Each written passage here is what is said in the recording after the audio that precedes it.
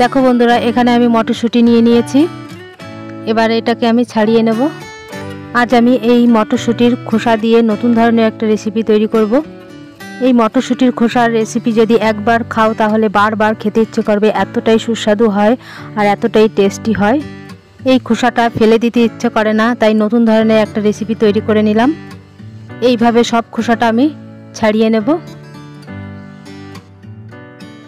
দেখো বন্ধুরা, সব মটরশুঁটি আমি ছাড়িয়ে নিয়েছি। খোসাটা এই যে আমি ধুয়ে পরিষ্কার করে নেব। এখন খোসাটা ধুয়ে পরিষ্কার করে আমি সিদ্ধ হতে বসিয়ে দিয়েছি। এখন আমি এই সিদ্ধ করা মটরশুঁটির খোসা এই মিক্সারে দিয়ে আমি ভালো করে পেস্ট করে নেব।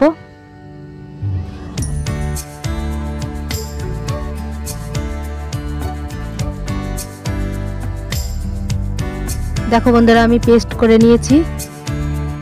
এখন আমি ছাঁকনি দিয়ে এইভাবে ছেঁকে নেব।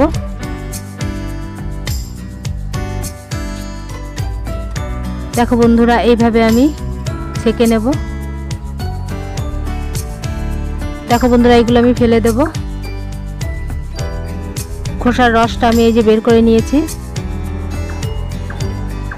একটা কাঁচা আলুকে আমি এইভাবে গ্রেট করে ধুয়ে পরিষ্কার করে নিয়েছি। এটা দিয়ে দেব।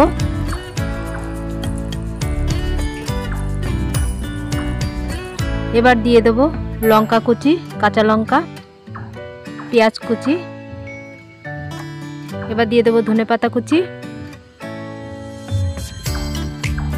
এবার দিয়ে দেব মটর।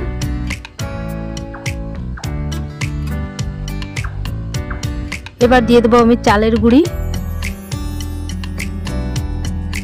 এবার দিয়ে দেব ভেজে রাখা ধনে আর জিরে গুঁড়ো।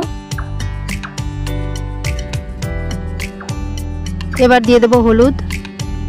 এবার দিয়ে দেব পরিমাণ মতো লবণ। দিয়ে ভালো করে আমি মেখে নেব।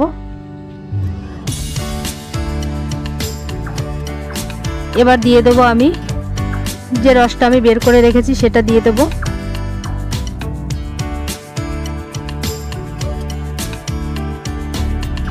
সবশেষে দিয়ে দেব আমি বেসন। বেসনটা দিয়ে আমি ভালো করে মেখে নেব। মাখা আমার তৈরি হয়ে গেছে।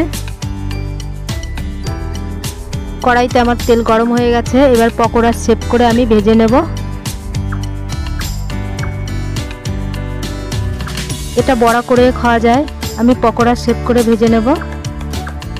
আর এই রেসিপিটা ডাল ভাতের সঙ্গে অথবা চা কফির সঙ্গে সন্ধ্যাবেলায় একদম জমে যাবে।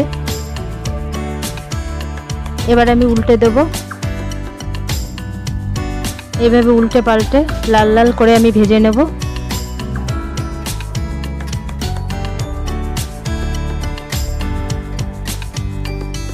দেখো বন্ধুরা, পকোড়াগুলো আমার হয়ে গেছে।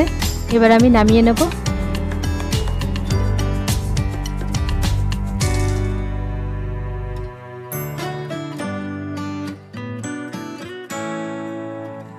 এই একইভাবে সব পকোড়াগুলো আমি ভেজে নেব।